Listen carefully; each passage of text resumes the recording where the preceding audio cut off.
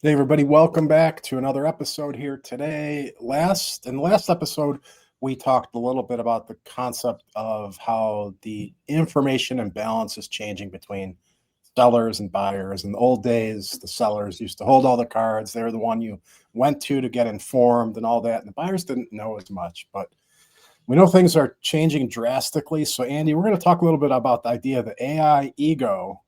Um, Tell me more about that concept, kind of where that comes from. Yeah, in my book, The Omniscient Buyer, I talk about the AI ego. And this one interests me because it's a lot about buyer psychology. I think today, already, even before AI, a lot of people that were buying something came to the table with a tiny bit of ego, right? That, or at least they faked it because they didn't want to seem like they didn't know what they were doing.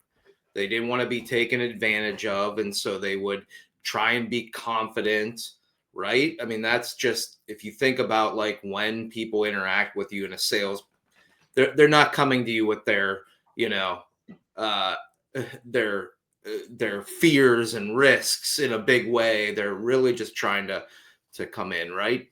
And AI ego to me is now that they've got so much information that they can go into these AI engines, they can ask any question, they can say, tell me the entire process, tell me what I should be thinking about, explain it to me step by step. That folks now come into the sales process not only with more information, but that ego of, I know so much about this, and anything you tell me, I've already learned about it and I've already understood it, right? And so I think there's this idea that we have to be prepared for in sales of folks coming to the table and having a little bit of this AI ego where they feel like hyper confident or almost overconfident about their knowledge and understanding compared to what they did in the past. Yeah, and to me, as you're describing it, it's like I've experienced that, right? Where I'm forming opinions and biases just because I'm getting so much research back. I'm getting more information that I'm able to like draw conclusions and say, oh yeah, well, option A would definitely be better than option B. And I'm just really doing the surface research, but I'm diving to that point of the funnel. I'm moving further down the funnel. We're supposed to be maybe at discovery, but I'm able to gather so much that I'm kind of moving myself down, and so it makes for a very different type of buyer. So in those situations, kind of, what do you recommend? How do you deal with that AI ego when you notice that first, little mention or whatever it might be that tips you off? And I do think it's good to like show it, talk about an example. We've used car buying in the past on this show. I think if you think about it, in the past, people would do their research, go out to Kelly's Blue Book, etc. But Right. again, now with AI, it's like I can get so much information before I go to a dealership. And we talked about where they're coming in and they're, you know, getting every review and seeing exactly what the deals were that potentially the dealership gave in the past. And, you know, in seconds, instead of having to do browsing that would take a week or two, in a couple of seconds, AI delivers everything, answers every question. And even now with it on your phone, you hear something from a car salesperson, and you can get detailed answers exactly how you want within seconds, right? And so I think it does pull away from that idea that us as consumers, we walk in not knowing every detail and feeling like we either have to learn or we have to trust what the other person is saying. And again, I think if you think about how we buy, um, anytime now, I at least feel this way when I go out and buy something, that I am much more knowledgeable than I used to be because it's so easy for me to just do that research. Right. So I think from the seller perspective, it's less about teaching as it used to be, kind of that A to Z. Let me tell you all about this. It's more kind of partnering and finding out what they know and maybe adding a little fact onto it, or saying, oh, like opening that discussion deeper as opposed to just like a canned pitch. So I do think it has to be much more customized. So, talk about the importance of listening in sales. It's even more now because you can't, that standard pitch is not going to work. People are too informed that they're not going to be interested in just going over the basics. So, um, One of the concepts I talk about in the book that I think is interesting is not fighting against their AI knowledge. Again, people are coming in. I think there's this weird thing that someone comes in and they've learned this information. And if they say, hey, here's what I found out, and you instantly say, that's wrong, or you say, no, any kind of pushback, I think really can be very negative. And I think a lot of people can, you know, not only have this AI ego, but build this like level of confidence and rapport with their AI engine in a way because, they're spending so much time in it. They've built some trust there of having done the research and asked the questions that you have to be really careful about, like how you push back.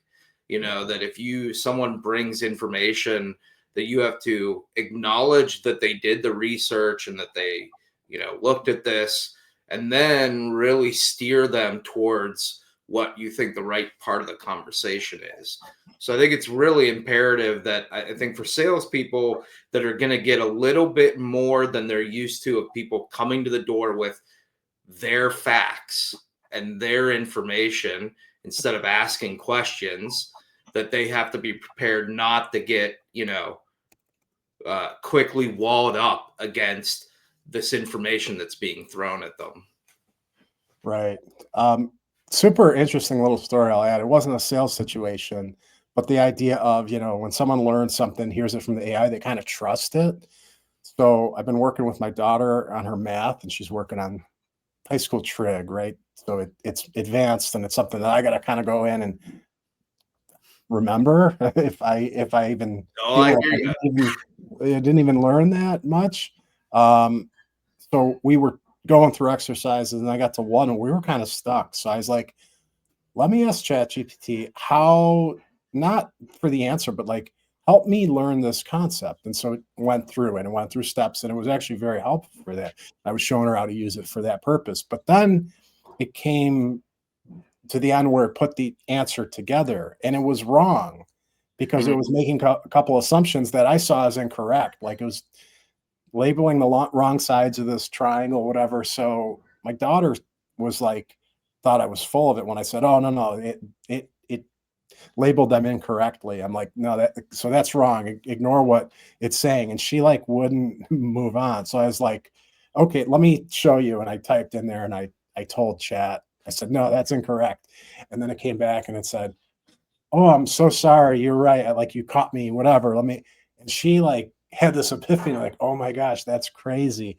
But she was already bought in, like that AI Mhm. opinion like held so much weight that when I mentioned it was wrong, she like didn't really trust that. She was like all in on the AI answer. So it was kind of funny. But And it's I kind of talk the same about in thing. my book a little bit that I think that the AI engines, and I think that these companies know this, that their battle is trust building. And Right. Google was that way too. If you think about it, I used to always talk about it with search optimization, is that, they wanted to deliver users relevancy and quality results because it built trust that they would find the answer that they needed and they would come back for more.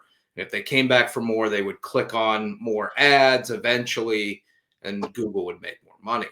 And I think AI engines are going to understand that same model, is that it's about building trust with their end user. And so they're going to put in strategies to continue to try and build trust, not just in the answers that they deliver, but the way they deliver them, and so I think that there is going to be this natural tendency of these organizations to just constantly be fighting to say, like, trust me, trust me, trust me, and I think that's going to build, especially with folks that like grow up with this technology, that they're going to be a lot more trusting than maybe old people like us, right? Right. Right. Gray hairs. Uh, I already yeah, trust the AI engine pretty heavily, so I can't imagine for someone that's going to grow up in this world, and these AI engines are going to have this trust campaign trying to build with them that eventually it is going to be like and the I web, would right? right, and I would say especially right now because I think people are using AI enough. It's kind of ubiquitous at this point, but they're using it. A lot of people are using it at fairly surface level. Where you and I know that a lot of times AI comes back with like totally wrong answer, and so knowing your subject matter enough to be able to push back, that's important, I think. And I think over time people will realize that more and more, or the AIs will get better. So subject to change, but definitely right now that like immediate trust into that research done through AI is going to hold a lot of weight. So overcoming it can't just be, oh no, that's like you gotta like it has to be more nuanced, your approach, finesse that conversation. Well, the users will get better. I think, half of getting the right answer out of AI is putting in the right question and prompt and Right. context for it. And that's what people that don't trust it or get incorrect answers, they're often, seeding in information in a way that they don't understand, that's sending the AI in the wrong direction. And I Right. just think we're all going to get much better at prompting where, it's just naturally going to reduce that, the errors that come in. I see it in what I do every day that, I mean, over the last year, just gotten better and better at prompting. And when you do that, I mean, it really does change the quality. And that's what I've tried to share in a lot of my speaking engagements is, if you are getting wrong answers or you're lacking trust or you don't feel like you're getting, the value out of it, it's likely Mhm. that you're just not putting in the right questions and context for what you want to do, and that can just make a massive difference. 100%. One thing I want to add to this is I do think something as a seller that you can add is much more on the experience side of things, because ultimately what is being delivered via AI is very conceptual still. It might be doing research and digging and whatnot, but it's not firsthand experience for that person. So sharing that, I think, becomes more important. And then also, there's a stat here: Harvard Business Review reports buyers, and this is not a surprise, but buyers are 2.4 times more likely to purchase when they feel smart during the process. Mhm. So, like, encouraging and like diving in and like digging into what they found through that research process, in using AI, and then going from there, let that lead the conversation to where it goes. Yeah, I think I talk in the book a little bit about how sales moves to validation and shaping mindset, right? Someone comes to the table with an answer or an idea, and you're validating it by maybe giving real stories that relate to what they brought, and it gives tangibility to it. And then, shaping where it's you use those stories to help adjust their view in any way that might be off, right? And so the example is you come in and someone uh says, here's what I've heard about the implementation process and how long it takes. And my chat GPT said it's going to be, most companies will say 4 months, but it takes 6 to 9, right? They come in with that knowledge now, and what you do is you tell stories. You say, Right. okay, yeah, it can be 6 to 9 months, but let me tell you why this happened in the past with it. But it can also be 4 to 5 months, and we often do that because here's the story of our process and what we've done with past clients. And it's almost But like that's digging into that layer of what AI can't see. So it's correct. That typically happens. That 4 to 5 month process ends up being much longer. And usually, what we've experienced is if we're on top of A and B, and like you kind of share the conditions of if you have these things under control, the client is providing this information and whatever, then we can get you to that. But that is commonly something that people deal with, and that's why. So it's almost like expanding upon kind of those discrepancies that AI can find. And to your point, doing it in story format is the best way. Just experience and how you do it.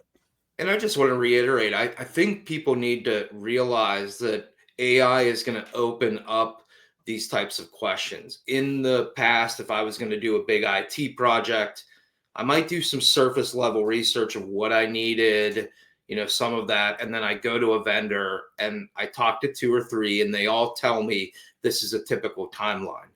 But what's changed now is that I'm going to go deeper in my research.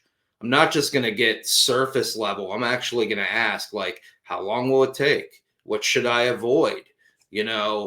What resources do I need on my side? What types of companies should I avoid? What questions should I ask them? Again, just because it's so much faster and there's less friction because it's not a Google search that I have to go and read a bunch of pages. I'm now going to do much deeper and more in-depth prompting and questioning. And so I think that's the shift in mindset too for a lot of like marketing and sales people, is that yes, in the past people did surface level, but I really think that's going to change. They're truly going to be coming and saying, I already know that this typically takes 6 months. I already know that it should cost between this and this. I already know that I need to have this much time on my team set aside, and that if you don't have this role on your team, we're probably not going to be successful. Right. And that's a whole different level of coming to the table for a solution that you have to be prepared for. Right. Yeah, fascinating stuff. It's interesting the shift and how it was all happening so quickly. And if you think about it, the AI research is very customized. It is your scenario as you painted. So to expect the seller to just have like a canned presentation and like that to be compelling, that's the world we live in. So really cool stuff. If you guys want to check out The Omniscient Buyer, Andy's book, it's available on Amazon. Go check it out. And otherwise, guys, we will see you at our next episode. Take care, everybody. All right.